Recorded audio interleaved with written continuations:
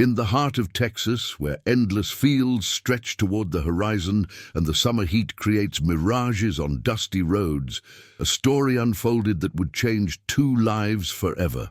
This is the tale of Raquel, a young woman whose dreams were shattered by greed and cruelty, and Norbert, a weathered rancher whose conscience would not let him look away from injustice.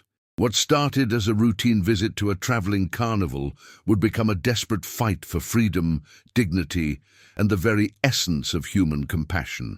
Sometimes the most profound acts of heroism happen not in grand gestures, but in quiet moments when someone chooses to do what's right, even when the whole world seems to be looking the other way. Before we dive into this incredible story, let us know in the comments which city you're watching from. We love connecting with our viewers from around the world. The dust, kicked up by pickup trucks and beaten down sedans, created a hazy cloud over the makeshift carnival that had rolled into Millfield, Texas, on that sweltering July evening. The traveling show, set up in the empty lot behind Murphy's gas station, its faded banners and rusted attractions promising thrills that hadn't been thrilling in decades. Norbert Jenkins adjusted his worn cowboy hat as he walked through the carnival grounds, the smell of funnel cake and diesel fuel mixing in the humid air. At 62, the rancher had seen enough of life to know that most promises were empty, but his granddaughter Sarah had begged him to take her to the carnival, and he'd never been able to say no to that little girl. "Grandpa, look!" Sarah pointed toward a cluster of people gathered around what appeared to be a sideshow tent. The banner above read, "Amazing Human Curiosities," in peeling red letters. Norbert frowned. He'd heard about these kinds of shows, exploitative displays that preyed on people's morbid curiosity. "How about we try the ring toss instead, sweetheart?" But Sarah was already pulling him toward the crowd. "Just a peek, Grandpa, please." Against his better judgment, Norbert found himself standing at the edge of the crowd as a barker with gold teeth and a stained vest began his pitch. "Ladies and gentlemen, prepare yourselves for sights that will astound and amaze. Inside this tent, witness the most extraordinary collection of human oddities ever assembled." The crowd pressed forward, their faces eager with the kind of excitement that made Norbert's stomach turn. He was about to pull Sarah away when he heard it, a sound so soft he almost missed it among the barkers' shouting and the crowd's murmurs. It was crying. Norbert's weathered hand tightened on Sarah's shoulder as they were swept into the tent with the crowd. The interior was dim, lit by flickering bulbs strung overhead, casting dancing shadows on canvas walls. Various platforms and cages were arranged in a circle, each containing what the barker enthusiastically described as nature's mistakes and God's curiosities. But it was the last display that made Norbert's blood run cold. On a raised platform at the far end of the tent, a young woman sat chained to a wooden chair. She couldn't have been more than 25, with dark hair hanging limply around her face and clothes that had once been white but were now stained with dirt and despair. Heavy shackles bound her wrists and ankles, the metal worn smooth from constant wear. "And here," the barker announced with theatrical flourish, "we have our crown jewel, the cursed woman of Mexico. Born under an evil star, she brings misfortune to all who cross her path." The crowd pressed closer, their phones out, taking pictures and videos. Some laughed, others whispered, but most just stared with the kind of fascination reserved for car accidents and natural disasters. But Norbert wasn't looking at the spectacle. He was looking at her eyes. They were the darkest brown he'd ever seen, and in them he saw something that cut through all the carnival showmanship and crowd noise. Pure, desperate terror. This wasn't an act. This wasn't willing participation in some bizarre performance art. This was imprisonment. The woman's gaze swept across the crowd, and for just a moment her eyes met his. In that instant, Norbert saw her mouth move, forming words so quietly that only someone watching closely could have caught them. "Help me." Sarah tugged at his sleeve. "Grandpa, can we go now? This is scary." Norbert nodded, his throat tight. "Yes, sweetheart, let's get out of here." But as they made their way out of the tent, he couldn't shake the image of those eyes or the way the chains had rubbed raw wounds on the woman's wrists. The barker continued his spiel, the crowd continued to gawk, and somewhere behind them, a young woman continued to suffer. That night, back at his ranch house, Norbert sat on his porch long after Sarah had gone to bed. The stars were brilliant in the clear Texas sky, but all he could see were those desperate eyes and the glint of metal chains in the flickering carnival lights. His neighbor's dog barked in the distance, and somewhere an owl called out into the darkness. These were the sounds of his world, familiar, safe, predictable, but tonight they couldn't drown out the memory of that whispered plea. "Help me!" Norbert had served 2 tours in Vietnam and had seen enough suffering to last several lifetimes. He'd come home determined to live quietly, to work his land, raise his cattle, and mind his own business. For 40 years, that philosophy had served him well.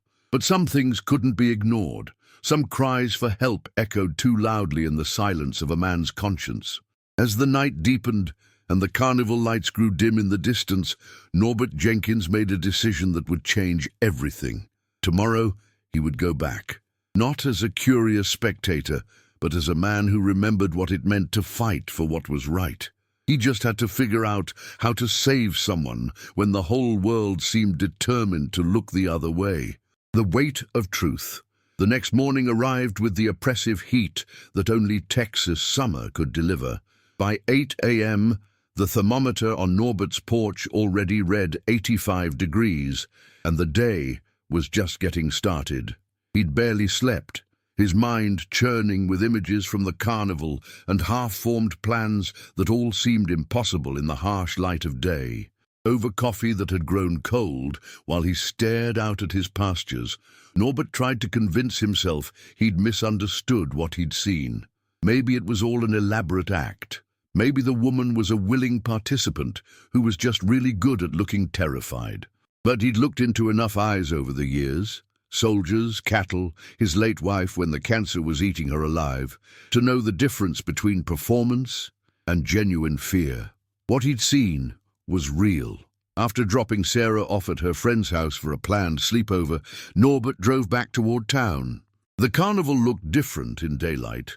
Smaller, shabbier, like a magic trick exposed.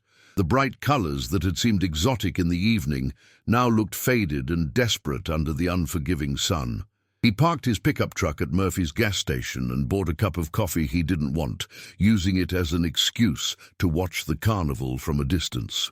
Workers were moving around the grounds, some setting up for the day, others breaking down equipment that had seen better decades. A thin man with graying hair and a permanent squint was directing the workers with sharp, barked commands. Even from a distance, Norbert could tell this was someone used to being in charge, used to being obeyed without question. The way the other workers moved around him, quickly, quietly, with their heads down, suggested fear rather than respect. Around noon, Norbert made his move. He approached the sideshow tent with the casual gait of a curious local, just another potential customer checking out the afternoon show. The barker from the night before was nowhere to be seen, but the thin man he'd observed earlier was standing near the entrance, counting money from a wrinkled envelope. "Afternoon," Norbert said, touching the brim of his hat. "Y'all open for business?" The man looked up, his pale eyes assessing. "Show starts at 2, $5 admission. Mind if I ask what kind of show you're running here?" "Educational exhibition," the man replied curtly. "Human oddities, medical curiosities, very educational." Norbert nodded slowly. "That woman chained up in there, she part of your educational program?" Something flickered across the man's face. Surprise, maybe, or wariness. "She's the star of our show. Very rare condition. Born cursed, brings bad luck wherever she goes. That's why we have to keep her restrained for everyone's safety." "Cursed?" Norbert let the word hang in the air. "That's one hell of a medical condition." The man's eyes narrowed. "You got a problem with our show, mister?" "Just curious about the nature of her condition. See, I used to be a medic in the army, and I've never heard of any medical condition that required chains." Well, maybe you didn't learn everything there was to learn." The man stepped closer, and Norbert could smell alcohol on his breath despite the early hour. "This here's a legitimate business, properly licensed. We got permits for everything." "I'm sure you do."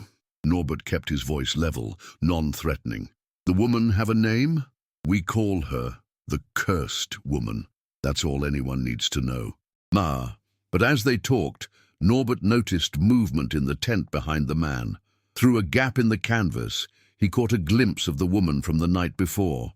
She was still in the same clothes, still chained to the same chair, but now he could see her more clearly. She was Hispanic, probably Mexican based on her features, with long dark hair that looked like it hadn't been properly washed in weeks. Her face was gaunt, suggesting she wasn't being fed enough, and her eyes had the hollow look of someone who had given up hope long ago, except when she looked at him. For just a moment, their eyes met through the gap in the tent, and he saw something flicker to life in her gaze. Recognition, maybe, or desperate hope that someone, anyone, might see her as more than a curiosity to be displayed. The thin man followed his gaze and quickly moved to block his view. "Show starts at 2, he repeated, more firmly this time. "You want to see her, you pay like everyone else." Norbert nodded and turned to go, but not before he caught sight of a beat-up RV parked behind the tent. Through one of its windows, he glimpsed the Barker from the night before, sprawled on a couch with a bottle in his hand, even though it was barely past noon. As he walked back to his truck, Norbert's mind was racing. Whatever was happening here wasn't just morally wrong, it was criminal. The woman was clearly being held against her will, probably trafficked across the border and forced into this degrading display. But knowing what was happening and being able to prove it were two different things. And even if he could prove it, who would he call? The local sheriff was Buddy Morrison, a good man, but overwhelmed by a county that was too big and too poor for proper law enforcement. The state police were hours away and had bigger problems than a questionable carnival sideshow. That afternoon, Norbert did something he hadn't done since his wife died 5 years earlier. He called his daughter in Dallas. "Dad?" Rebecca's voice was surprised. "Is everything okay? You never called during the day." "I'm fine, sweetheart. Just had a question. You still work with that nonprofit, the one that helps trafficking victims?" There was a pause. "The Coalition Against Human Trafficking, yes." "Why?" "Dad, what's going on?" Norbert told her what he'd seen, keeping his voice steady and factual, the way he'd learned to report observations during his military service. When he finished, Rebecca was quiet for a long moment. "Dad, if what you're describing is true, this woman is in serious danger. These operations usually move their victims regularly to avoid detection. If you don't act soon, she could disappear forever." "What would you do?" "Call the police, call the FBI, call everyone. And if they don't believe me, or if they can't get here fast enough..." Another pause. "Dad, please don't do anything dangerous. These people are criminals. They're desperate, and desperate people do desperate things." After he hung up, Norbert sat in his kitchen as the afternoon heat made the air shimmer outside his windows. His daughter was right. The smart thing would be to call the authorities and let them handle it. But he'd seen how slowly the wheels of justice could turn, especially for someone who was already invisible to most of the world. By the time help arrived, if it arrived at all, Raquel, because she had to have a real name, a real life, real people who were missing her, would be gone. Just another ghost in a system that was better at looking the other way than looking closely. As evening approached and the carnival lights began to flicker to life, Norbert made his second decision in as many days. This one was considerably more dangerous than the first. He was going to get her out of there himself. The rescue. The carnival was in full swing by 9 p.m., with families wandering between the games and rides, their laughter and chatter creating a blanket of noise that would cover whatever Norbert was about to do. He'd spent the afternoon planning, driving the back roads around Millfield to memorize every route out of town, and thinking through every possible thing that could go wrong. There were a lot of things that could go wrong. He'd parked his truck behind Murphy's, in the shadows where it wouldn't be easily spotted, and made his way around the edge of the carnival grounds. The sideshow tent was doing steady business. Apparently, human curiosity was thriving in Millfield, Texas.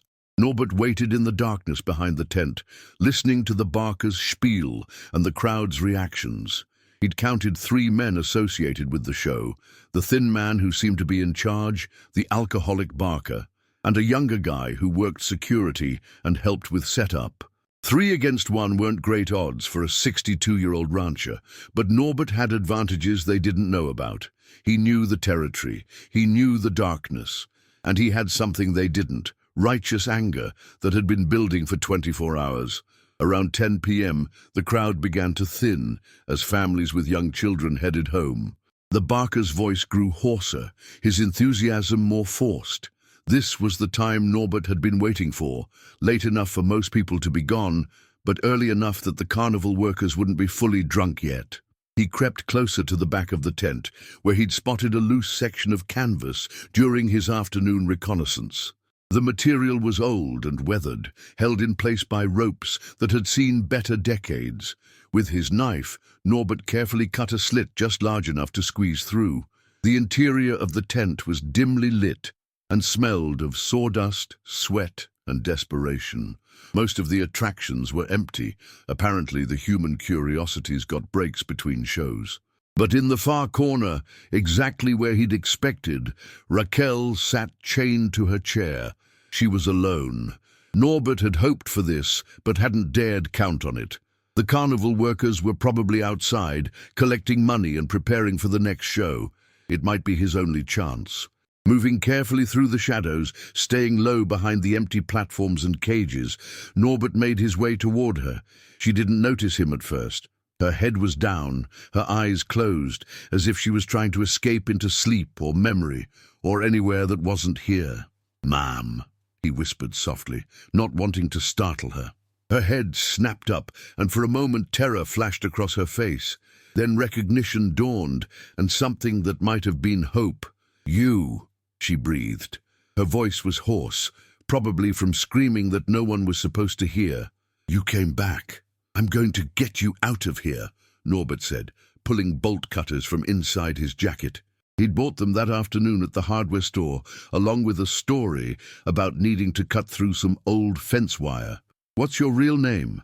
"Raquel," she whispered. "Raquel Morales." "Well, Raquel, I'm Norbert Jenkins, and we're about to leave this place far behind." The chains were heavy but old, and the bolt cutters made quick work of them. As the shackles fell away from her wrists and ankles, Raquel rubbed the raw skin where they'd been, tears streaming down her face. I thought I was going to die here," she said. "Not on my watch."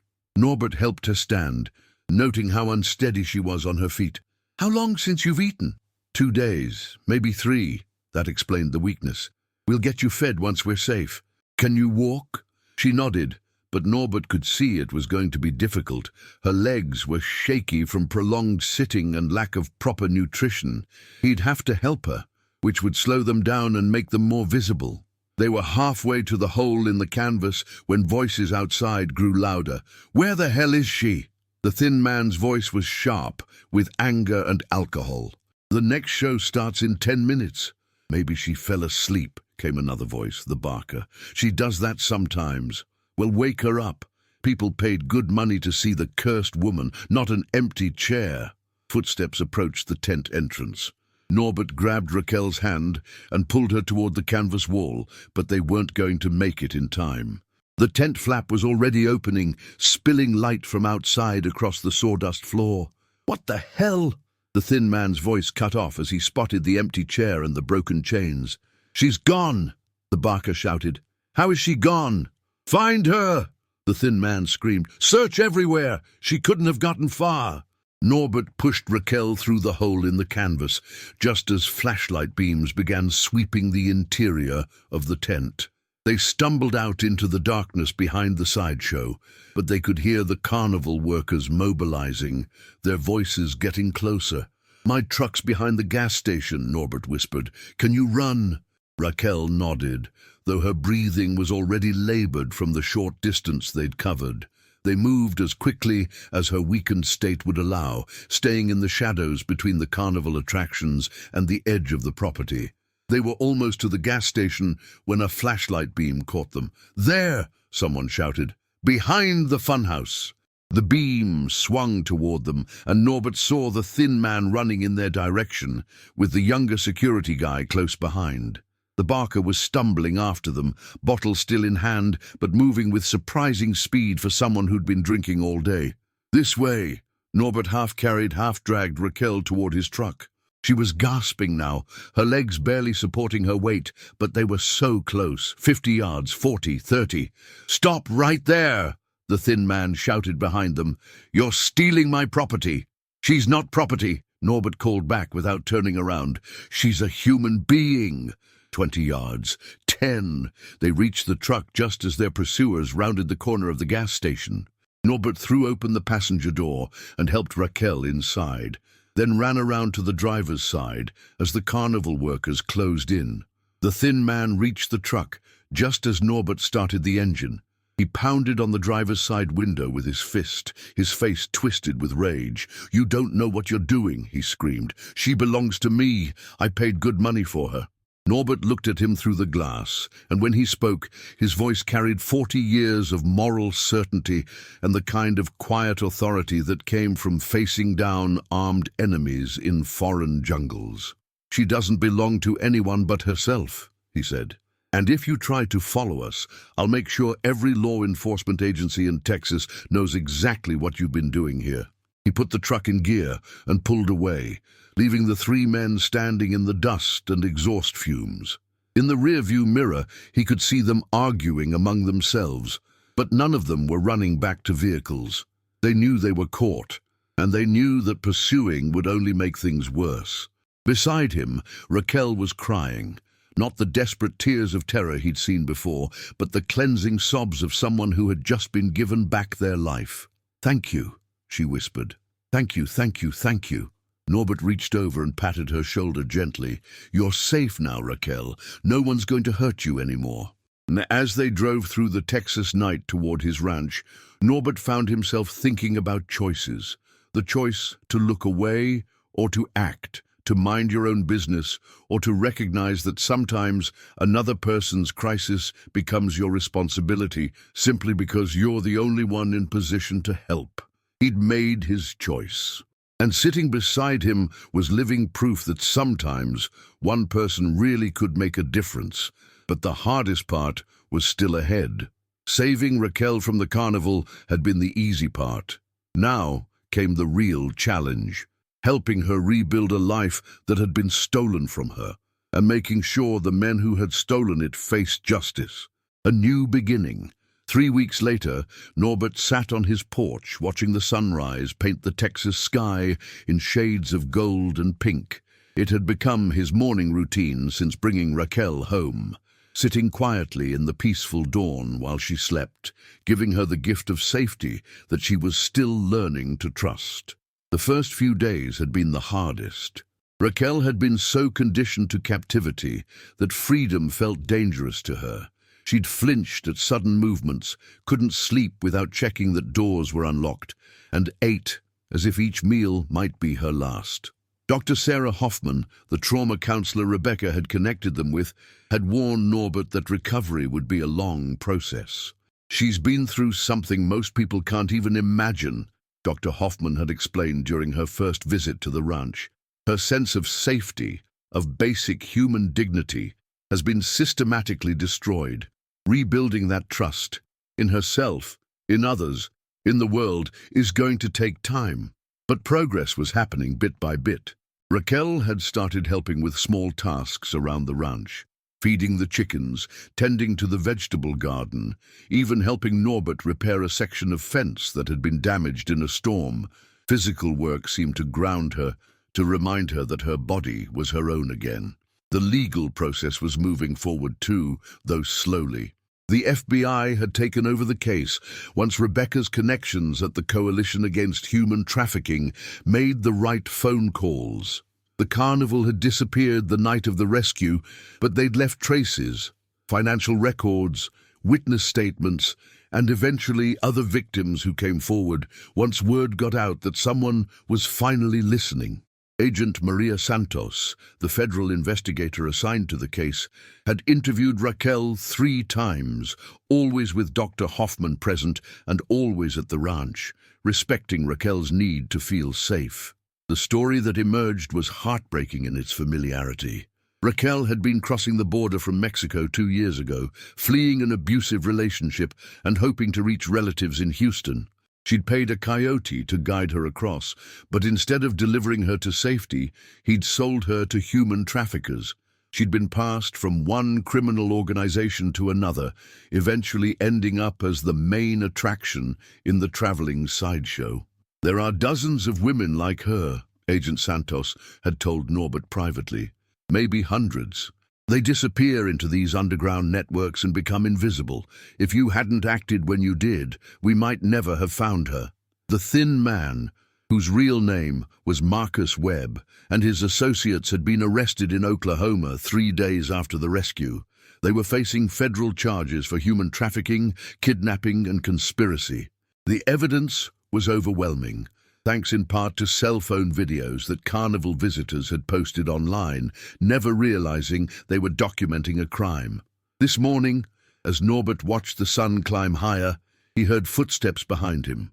Raquel emerged from the house carrying 2 cups of coffee, a ritual they'd established over the past week. Her face still bore the haunted look of someone who'd seen too much, but there was something else there now, a quiet strength that was beginning to reassert itself. "Good morning," she said in English. Her accent was thick, but she was determined to improve her language skills. Norbert had enrolled her in ESL classes at the community college in the next town over. "Morning, Raquel. How'd you sleep?" "Better," she said, settling into the chair beside him. "Only woke up twice to check the door." It was progress. The first week, she'd checked the door dozens of times each night. They sat in comfortable silence, watching the cattle move slowly across the pasture. Raquel had been fascinated by the ranch from the beginning. She'd grown up in a small farming community in Michoacán and found comfort in the familiar rhythms of rural life. "Norbert," she said eventually, "I need to tell you something." He looked at her, noting the serious tone in her voice. "Dr. Hoffman thinks I'm ready to testify at the trial. I want to do it." Norbert nodded slowly. They discussed this possibility, and he knew it was important for her healing, but he also worried about the emotional cost. "You sure about this? It's going to be difficult facing those men again." "I'm sure." Her voice was steady, determined. "They stole 2 years of my life. They stole my dignity, my hope, my belief that good people existed. But you gave those things back to me. Now I want to make sure they can never do to another woman what they did to me." "I'll be there," Norbert promised. "Every day of the trial if you want." "I know you will." She reached over and squeezed his weathered hand. "You saved my life, Norbert. Not just from that place, but you gave me back my faith in humanity. I will never forget that." Later that morning, Agent Santos called with news. Based on Raquel's testimony and the evidence they'd gathered, they'd identified 2 other trafficking networks with connections to the carnival operation. The investigation was expanding, with the potential to help dozens of other victims. "Your willingness to get involved started something much bigger than just one rescue," the agent told Norbert. "We're looking at potentially dismantling a multi-state trafficking ring." After hanging up, Norbert found Raquel in the garden, carefully tending to the tomato plants. She'd developed a special attachment to the garden. Something about nurturing growth from seed to harvest seemed to symbolize her own recovery. "Agent Santos called," he said. "Looks like your testimony is going to help save a lot of other people." Raquel looked up, dirt on her hands and determination in her eyes. "Good, that's what I want." That afternoon, Rebecca drove down from Dallas for her weekly visit. She'd been amazed by the transformation in both Raquel and her father over the past 3 weeks. "You know, Dad," she said as they watched Raquel play with Sarah in the backyard, "I haven't seen you this purposeful since Mom died. It's like helping Raquel helped you remember who you are." Norbert considered that. She might be right. For 5 years, he'd been going through the motions of living, working the ranch and caring for his granddaughter, but feeling disconnected from any larger purpose. Saving Raquel had reminded him that individual actions still mattered, that one person could still make a difference in a world that often felt too big and too broken to fix. As evening approached, Norbert and Raquel returned to the porch for their sunset ritual. The sky was putting on another spectacular show, streaks of orange and purple stretching from horizon to horizon. "What will you do?" Norbert asked. "After the trial, when all this is behind you?" Raquel was quiet for a moment. "Dr. Hoffman thinks I should consider staying in Texas at least for a while. Build up my strength, my English, credentials. Then maybe work with other survivors, help them the way you helped me. You'd be good at that. And you? What will you do when I don't need saving anymore?" Norbert chuckled. "Well, this ranch has been needing someone with a green thumb for about 5 years now. And Sarah's going to need a Spanish tutor if she wants to get into a good college. Are you asking me to stay?" "I'm asking if you want to. No pressure, no expectations. Just a place to heal and grow and figure out what comes next."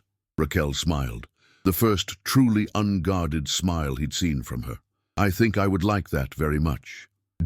As the stars began to appear in the darkening sky, Norbert reflected on the chain of choices that had brought them to this moment. A decision to pay attention instead of looking away. A choice to act instead of assuming someone else would handle it. A willingness to risk safety and comfort for the sake of doing what was right. The world was full of suffering, full of people who needed help, and too few willing to provide it. But sometimes all it took was one person willing to see another person's pain and say, "Not on my watch." Sometimes that was enough to change everything. Thank you so much for following Raquel and Norbert's incredible journey with us. Stories like this remind us that heroes walk among us every day, ordinary people who make extraordinary choices when faced with injustice. If this story moved you, please give it a thumbs up. Subscribe to our channel for more inspiring true stories, and most importantly, let us know in the comments what city you're watching from and how this story made you feel. Your engagement helps us continue sharing stories that matter. Remember, we all have the power to be someone's hero. Sometimes we just need the courage to act. Until next time, keep believing in the power of human compassion.